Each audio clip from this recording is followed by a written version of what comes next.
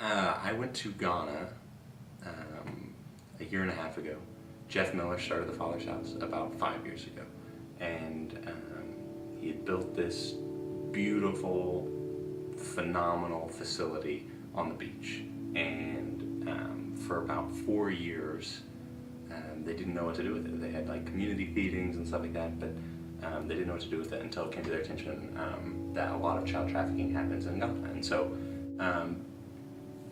fishermen are coming out of there and getting vulnerable kids and bringing them back to the lake as slaves to do fishing, manual labor. And the type of labor it is incredibly dangerous. And boys are waking up at 4 or 5 in the morning and working 12, 14-hour days, with one meal.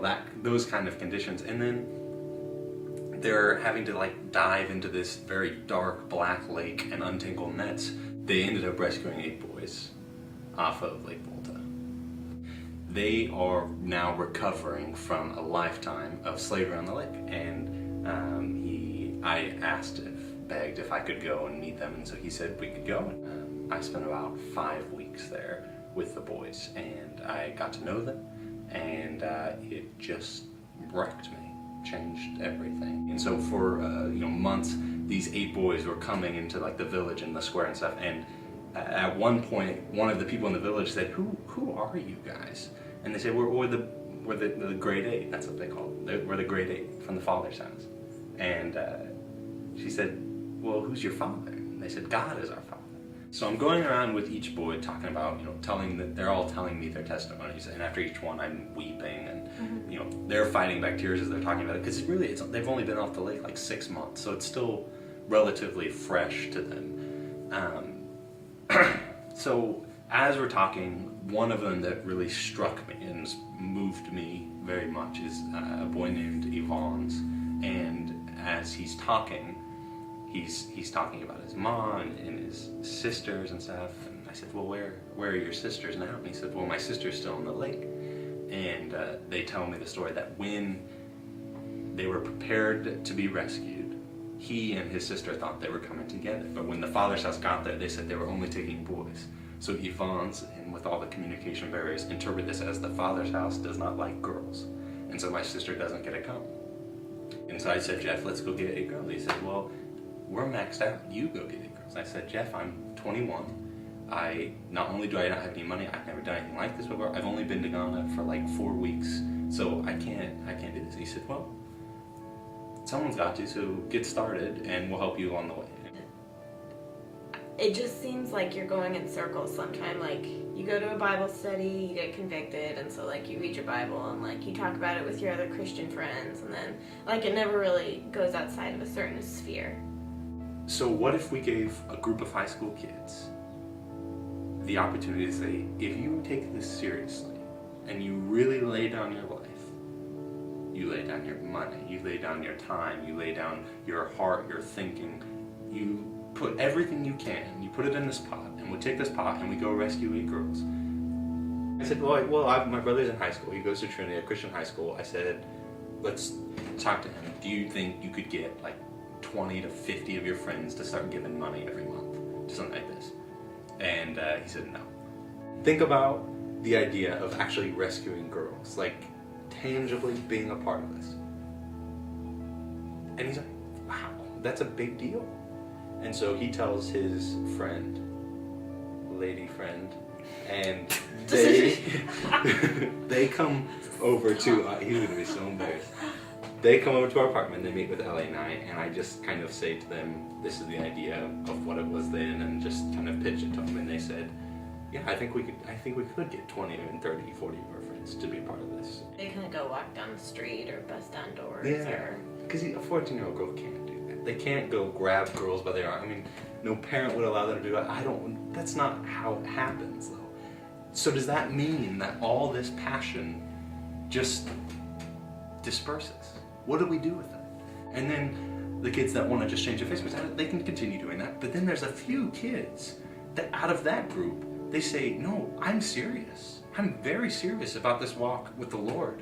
I want to know more. I want to see the kingdom. And so we got a few of them. We've got about 20 of them. And they've given $15,000 over like 7 months or something. And they're not just giving money. They're meeting on Saturday mornings when they could be sleeping, and they're praying and they're worshiping. They're falling in love with these girls. They consider these girls to be their sisters. They haven't met them. They haven't seen pictures. They don't know who they're going to be. And without this group of high school kids, those girls continue on in slavery. But, okay, well, we can save money for, like, a missions trip. But if that costs each of you $2,000, that's just going to mean we need to wait a couple of years before we save the girls. So, I mean, we can, like, prolong their slavery so you guys can go on a mission trip.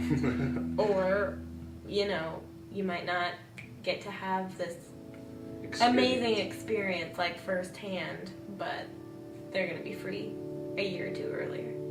I think that God's freedom that he's offering, that his son purchased, is different than the freedom we talk about that America offers us. It's deeper and it's more profound. And we are not setting those girls free. They are absolutely setting us free because they are giving us an opportunity to be a part of the kingdom that we might have missed.